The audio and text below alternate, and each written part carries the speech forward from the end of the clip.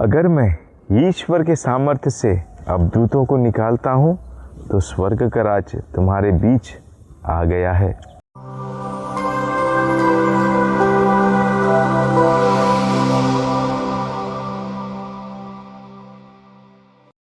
क्रिस्त में मेरे प्रिय भाइयों और बहनों, अच्छाई और बुराई दोनों एक दूसरे के कट्टर दुश्मन हैं। बुराई कभी अच्छाई को पछाड़ नहीं सकती और अच्छाई हमेशा विजयी होती है।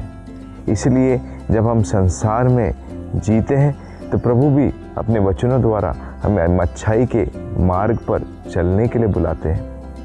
कितना ज़्यादा हम प्रभु के इन वचनों पर मनन चिंतन करते हैं। मेरे प्रिय भाई और बहनों, बुराई सीखने के लिए समय नहीं लगता, वो अपने आप ही आ जाती है। जैसे बुरी आदतें, जो भी हमारी बुरी आदतें, जैसे नशे की आदत या ड्रग्स की आदत या कोई बुरी चीज़ें देखने की आदत, गाली देने की आदत, बुराई करने की आदत, ये सब अपने आप ही आ जाती है क्योंकि हम जिस वातावरण में रहते हैं वह हमें प्रभावित करता है। इसलिए कहते हैं कि अपना वातावरण बदलो और आपका जीवन भी बदल जाएगा, आपका चाल चलन भी बदल जाएगा। वैसे ही अगर हम अच्छाई की बात करें तो चाहे कितना भी हम अच्छाई को सीखने का प्रयास करें वो कम है।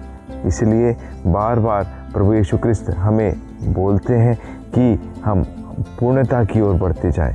मत्ती का सुसमाचार अध्याय 5 पद संख्या 48 में वचन कहता है, पूर्ण बनो जैसा तुम्हारा स्वर्गीय पिता पूर्ण है। मेरे प्रिय भाई बहनों, आज के पवित्र सुसमाचार में हम सुनते हैं कि प्रभु यीशु क्रिस्त पर लोग अभियोग लगाते हैं कि आप शैतान की ताकत से शैतान को निकालते हैं। और प्रभु कहते हैं कि अगर शैतान अपने विरुद्ध ही खड़ा हो जाए तो उसका घर कैसे टिक सकेगा। सही है, हम कभी बुराई से बुराई को परास्त नहीं कर सकते।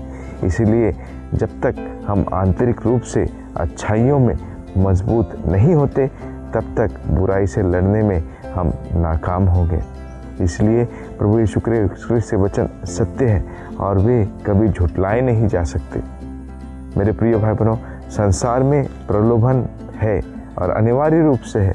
प्रलोभन कभी भी हमारे जीवन से दूर नहीं हो सकता क्योंकि मेरी सोच में प्रलोभन हमारे आंतरिक रूप से आते हैं, अंदर से आते हैं। जैसे वचन में प्रभु हमसे कहते हैं कि बाहर ईश्वर ने जो भी चीज़ें बनाई सब कुछ अच्छी है, जो मनुष्य के अंदर से निकलती है वो मनुष्य को बुरा बनाती है। और इसलिए प्रलोभन भी शायद मनुष्य के अंदर से ही आते हैं और इसीलिए अगर हम इनकी ओर ध्यान नहीं देते तो हम उनमें गिर जाते हैं। वचन में हम सुनते हैं, कुरिन्थियों का नाम संत पौलुस का पहला पत्र अध्याय 10 पद संख्या 13 में वचन कहता है कि ऐसी कोई परीक्षा नहीं या प्रलोभन नहीं जो सबों के लिए सामान्य नहीं है। और हम भी इसी प्रलोभनों से गुजरते हैं, हर एक मनुष्य। आज अगर हम अलग अलग बीमारियों की बात करेंगे, विशेषकर आज डायबिटीज़ या शुगर की बीमारी ज़्यादा प्रचलित है और जिस व्यक्ति को शुगर हो जाता है उसी को ज़्यादा मीठा खाने की आदत होती है, वही मीठा खाने की ज़्यादा लालसा करता है। एक प्रकार का प्रलोभन, चाहे वो कितना भी प्रयास करे, वो कहता है कि आज के दिन बस, कल से नहीं, आज के दिन बस कल से नहीं। यही होता है प्रलोभनों में गिरना। और इसलिए आज के सुसमाचार में भी प्रभु जब शैतान के विषय में या दुष्ट आत्मा के विषय में बतलाते कहते हैं कि जब किसी मनुष्य के दुष्ट आत्मा से मनुष्य के शरीर से दुष्ट आत्मा को निकाला जाता है, वह जगह जगह घूमकर अपने लिए घर ढूंढता है और घर ना ढूंढ पाने पर वो फिर एक बार उसी घर की ओर वापस आ जाता है। कहने का मतलब यही है कि बुराई घूम घूम कर हमारे वापस इर्द गिर्द भटकती रहती है और जब उसे जगह मिल जाती है, जब हमारी अनुमति मिल जाती है, वो हमारे दिल में घर कर जाती है। इसलिए प्रभु हमसे कहते हैं कि हम अपने जीवन में अच्छाई और सच्चाई के मार्ग पर चलें। हमारे देश के राष्ट्रपिता ने भी सुंदर वाक्यों द्वारा हमसे कहा है कि बुरा ना देखें, बुरा ना बोलें, बुरा ना सुने। ये सारी बुराइयां हमें अंदर से छेदित करती हैं और जब बुराई हमारे घर में घर कर जाती है तो हम बहुत कमज़ोर हो जाते हैं।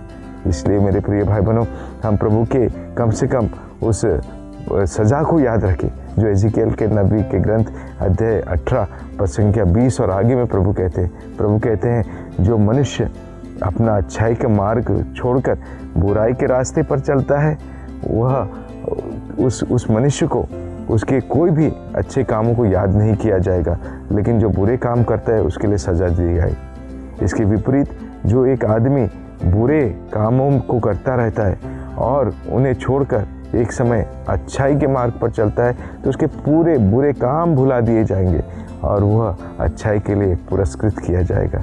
यही प्रभु का न्याय है हम सबों के लिए। तो इसलिए याद रखें, जैसे कुरिन्थियों के नाम दूसरा पत्र अध्याय 5 पद संख्या 10 में वचन कहता है, हम में से हर एक व्यक्ति को इस शरीर में रहते हुए, इस संसार में रहते हुए जो भी हम कार्य करते हैं उस कार्य का हिसाब प्रभु को उसके न्यायासन के सामने देना पड़ेगा। इसलिए सतर्क रहें, सामर्थ्यपूर्ण रहें और प्रभु में मन लगाए रहें, क्योंकि जो प्रभु के साथ रहेगा वो प्रभु के साथ प्रभु का विरोधी नहीं हो सकता, और जो प्रभु के साथ नहीं चलता वो सन्मार्ग पर नहीं चलता, वो भटक जाता है और हम बुराई के चंगुल में हमेशा के लिए फंस जाता है। तो आइए हम प्रभु को प्यार करें, प्रभु को अपनाएं और प्रभु के साथ चलने का प्रयास करें। इस कृपा के लिए प्रार्थना करें। आमीन।